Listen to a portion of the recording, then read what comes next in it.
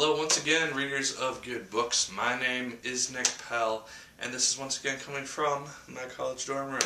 Now, today is the day that I review for you guys the second Stephen King novel that I've read. I kind of alluded to this coming at some point during my 100 subscribers thank you video. And the book I'm reviewing for you today is Stephen King's Carrie. Woo! This was recently in the last year made into a movie. I will be doing a review of the Carrie movie after I do this video. So I'm going to go see it after I finish filming this video. And then review it for you guys, so that'll probably be up here somewhere if you want to see that. I will be talking about the ending to this book very briefly at the end of this video, so after the credits, as usual. And so yeah. Stay tuned for that if you want to see that.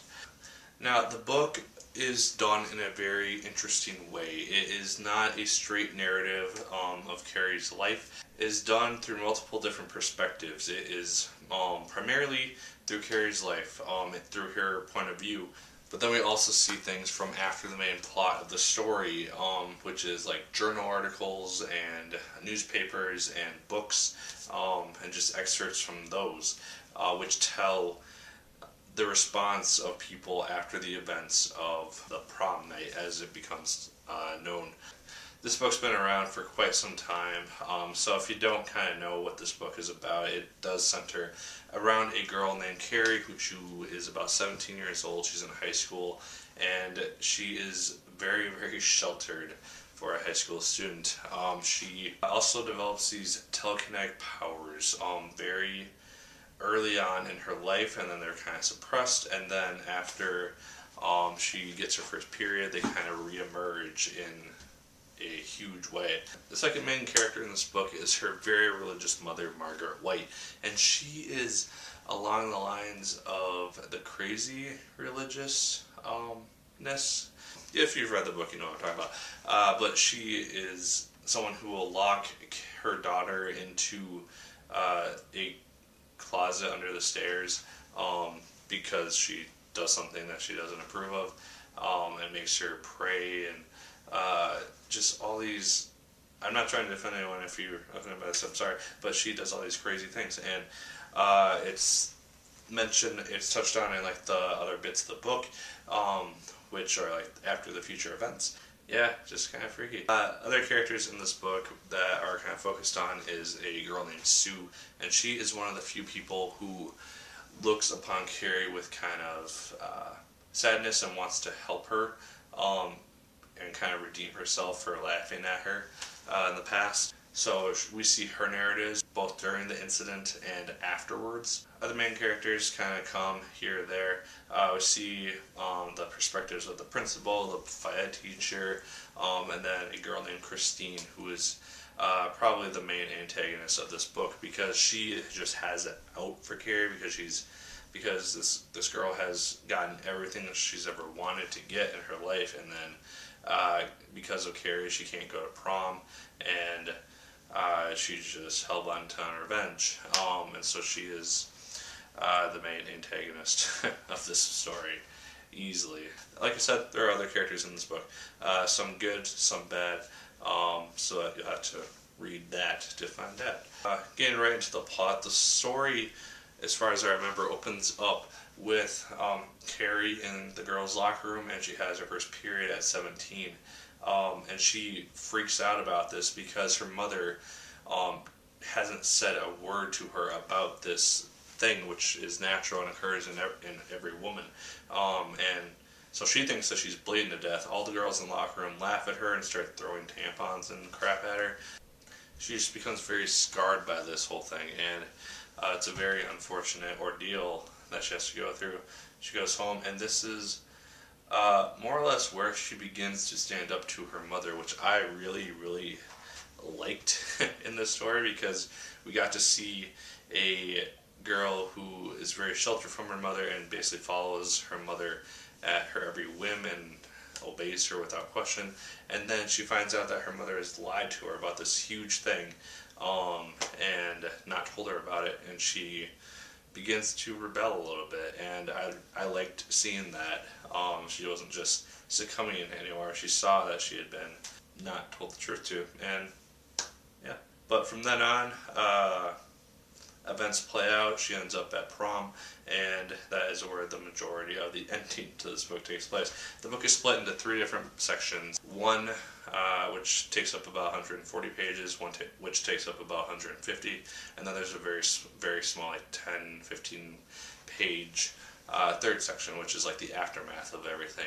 Yeah, that's all I really get to with the plot at this point. Like I said, I'll talk about the ending and everything after the credits of the video, so stay tuned for that. With some themes here, we have the obvious one: treat others as you want to be treated.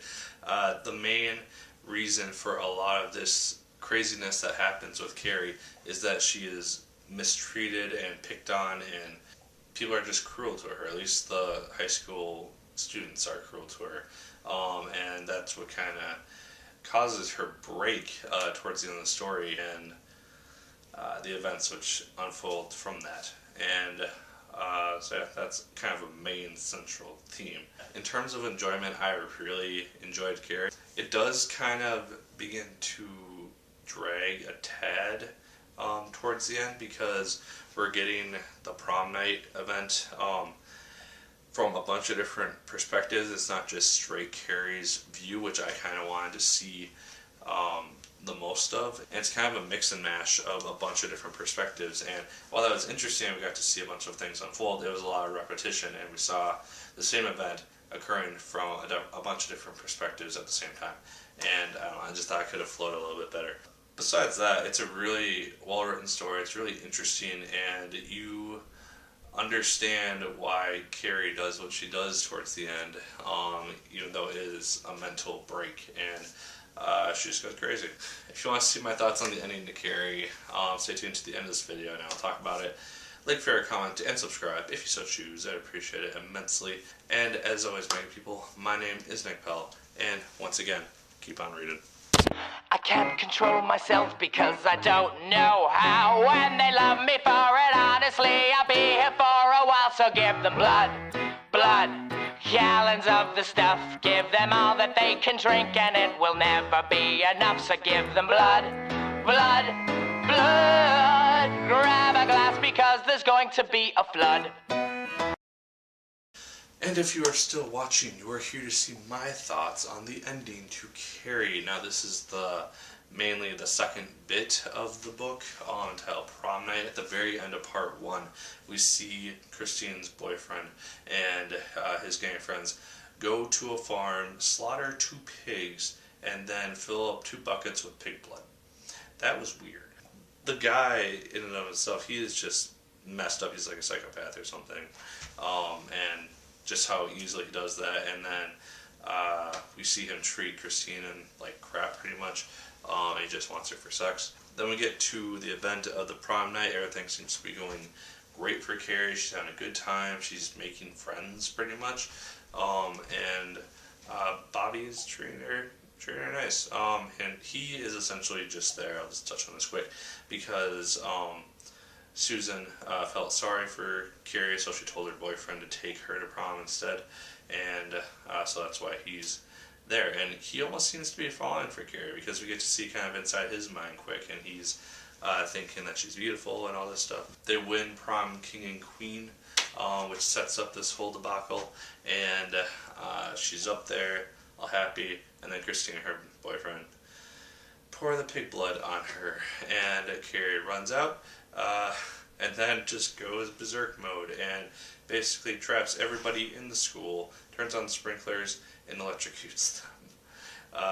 Eventually this starts up some fires, and then once she's left the school, it hits the fuel pump or the fuel tank, and the whole school explodes. It kills about 70 students or so, and it's just crazy. And from there, she just goes on a rampage and basically destroys most of the town. Most of the town becomes engulfed in flames. She lets loose electrical wires in the streets, and just random civilians are getting electrocuted. And she goes into a church, she prays, and she feels like she's immensely alone, which is kind of reflective of the poem which she wrote for her 7th grade class that her teacher kept for whatever reason. And from there, she goes to her house, basically kills her mother. She just like takes her powers and like basically slows down her heartbeat until she's dead. And from there, takes out Christine and her boyfriend as they're trying to get away. Basically, turns their car, a little Chronicle style, into a wall or a building or something. I wasn't really sure. And they get killed on impact. And then at that point, she is essentially dying because her mother stabbed her in the shoulder. That was loud. Because her mother stabbed her in the shoulder with a butcher knife, and she is bleeding out. And then Susan finds her, and I'm not going to get into all the events that happen, but Susan finds her, and is basically one of the last people, is the last person that Carrie sees before she dies. And she dies, we see the whole aftermath of everything, and then at the very last excerpt at the end, kind of alludes to the idea that, I'm not exactly certain, it has something to do with Carrie's grandmother having maybe another child at some point that her mother did not know about. But there's some child which is showing signs of telekinetic power similar to those of Carrie. So it's the idea that there could have been a sequel. King didn't choose to write one.